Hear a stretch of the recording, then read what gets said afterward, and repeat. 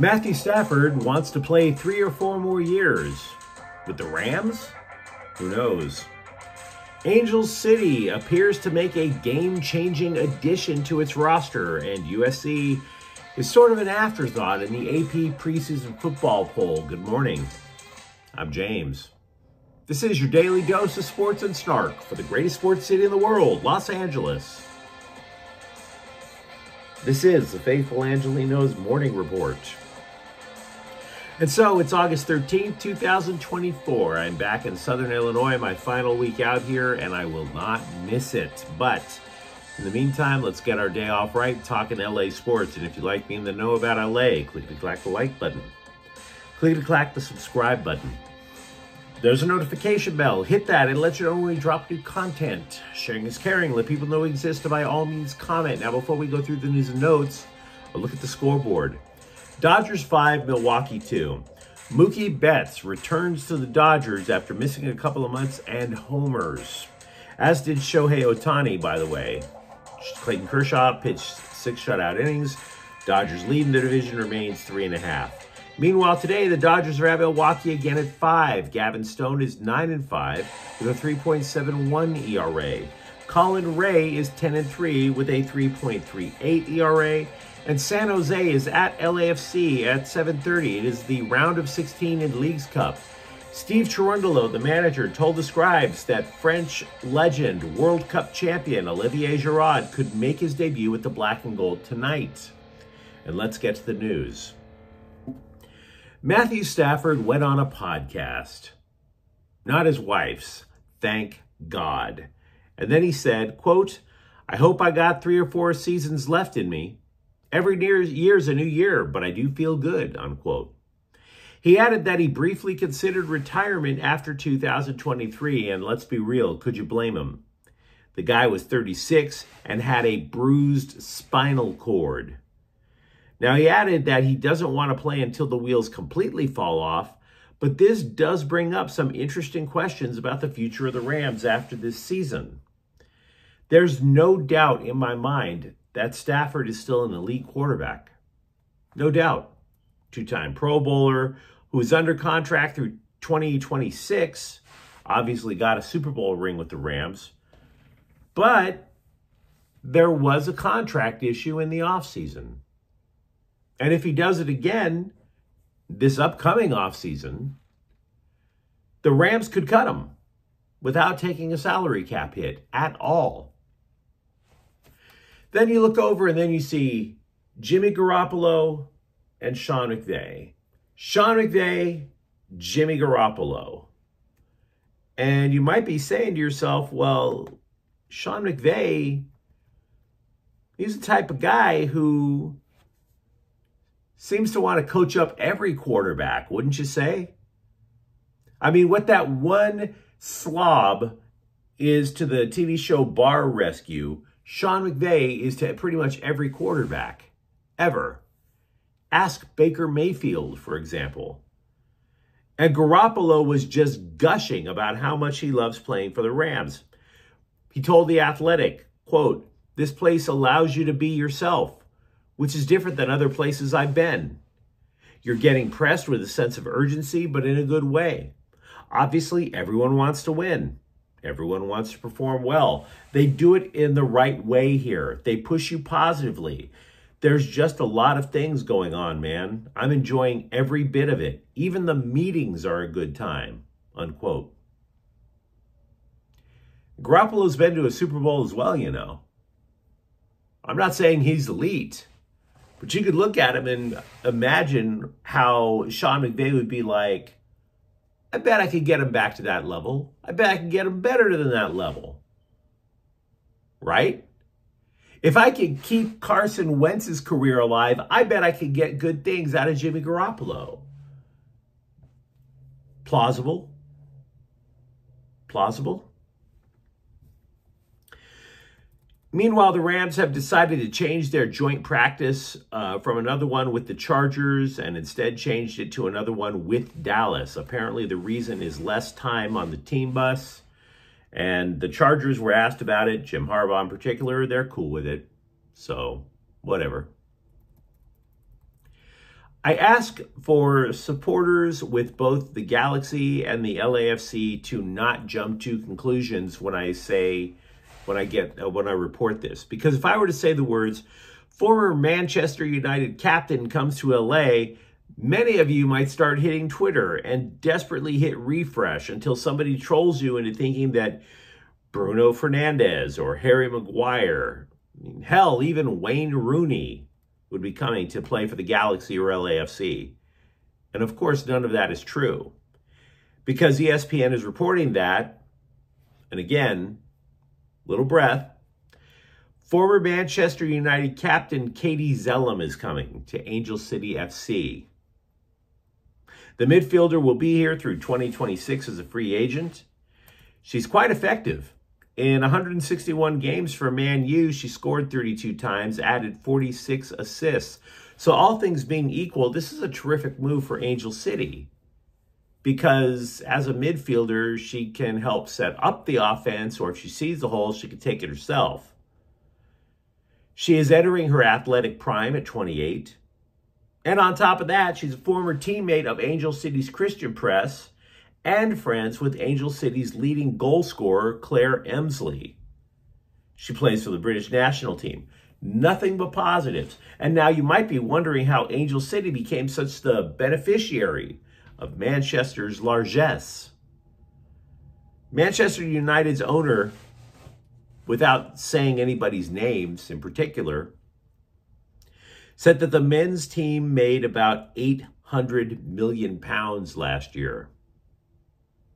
The women, on the other hand, lost $10 million. So there's that.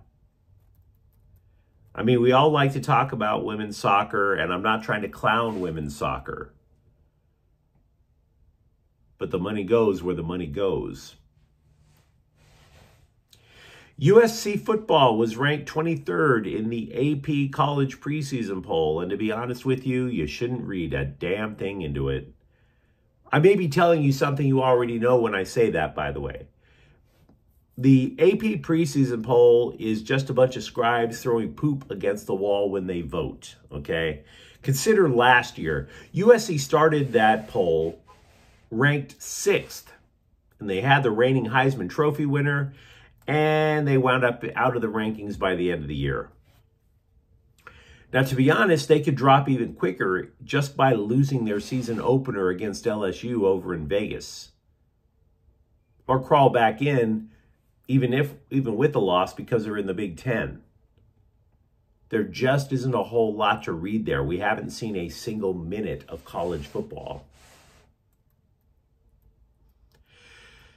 Clickbait is a hell of a drug. Newsweek yesterday ran a screaming headline. Quote, Dodgers shockingly cut player they acquired at the trade deadline. And then you clutch your pearls until you realize it's Ahmed Rosario. I'm sorry. The Dodgers are supposed to keep Ahmed Rosario instead of Mookie Betts? Is that what we're trying to say? The dude has been with the Dodgers twice in each of the last 2 seasons, right? The first time he was with LA when they dropped Noah Syndergaard on Cleveland. Rosario did not impress then. This time, Rosario only got to the plate at all about a dozen times. And so you go online and the Twitter mob is beside itself. They think this is an outrage because Rosario hit .305. To which I say in response, he's Ahmed Rosario. Who cares?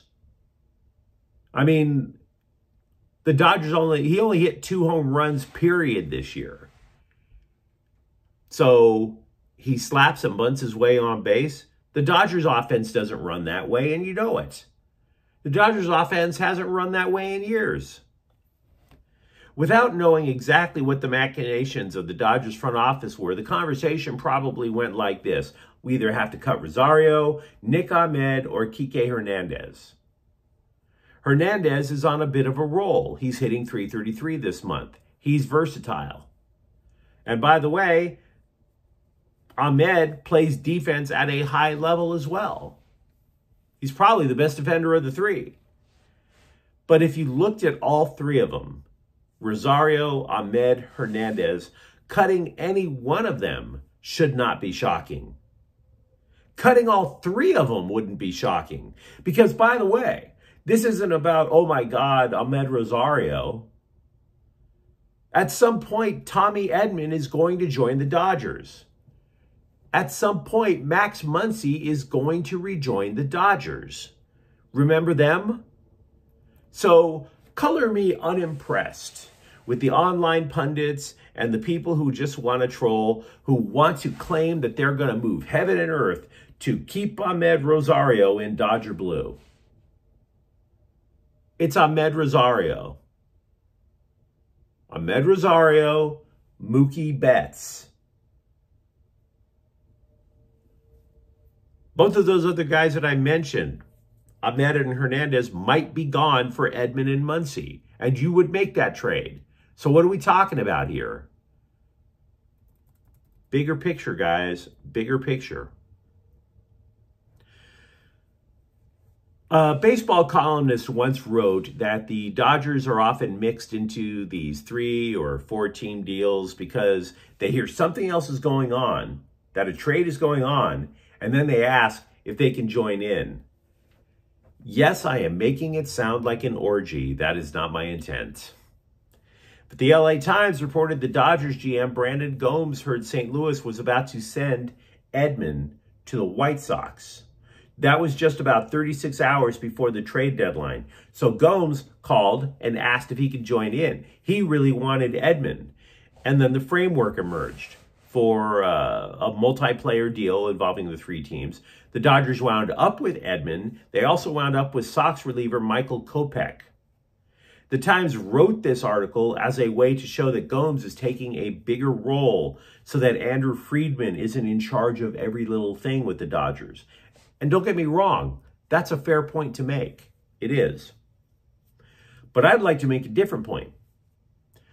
When the trade deadline is approaching, and you wonder why the Dodgers haven't made a move yet, like you put up on Twitter, you put up the little meme of the stick figure poking at a Dodgers logo saying, come on, do something.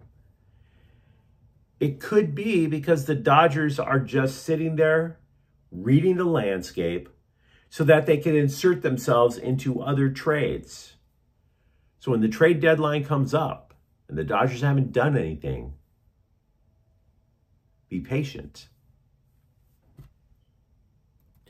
The LA Times is reporting that former XFL champ Luis Perez is already challenging Easton Stick to be the primary backup to Justin Herbert, which is not a high bar to clear, I might say. Stick did practice with the first-team offense on Monday, but Perez, who was 5th on the depth chart last week, has already been taking snaps with the second team. Perez was signed last week. He still has to get acclimated with the playbook. Jim Harbaugh said, quote, I can guarantee the guy has an opportunity. Competitors are welcome, unquote. Meanwhile, Justin Herbert, who is supposed to be in a walking boot for 2 weeks, is still in one. Could be precautionary. Who knows? The Chargers also signed linebacker Shaquille Quarterman. Philadelphia released him Sunday. He spent the majority of his career in Jacksonville. He is a depth guy. Think special teams. The following I'm about to tell you is not earth-shattering news, but it bears stating UCLA's defensive front was just so impressive last year. So how much of a drop-off are we looking at? Well, linebacker Oluwafemi Oladejo has been seen lining up at defensive end. Another linebacker, Kane Medrano, you can see him every so often at practice joining the defensive line on the line. Again, not earth-shattering. Every football team lines up with linebackers, say, cheating at rush end. Right? Try to get a quicker start on the blitz. But the reason that it matters to UCLA is their line last year was so damn good the Bruins rarely blitzed. And that mattered a lot. Because if you can get to the quarterback without blitzing and you keep that extra defender back in pass coverage, The quarterback is going to struggle to find open receivers, and I don't care if you're Tom Brady. That's how the New York Giants got the Patriots twice back in the day. The Giants had such a great defensive line, they could get to Tom Brady without blitzing. And he couldn't figure it out. That's what made UCLA so damn effective last year. If you do blitz, you've now left a spot somewhere in the defense open for a wide receiver to kind of slide into that open area, get the quick pass, and start running.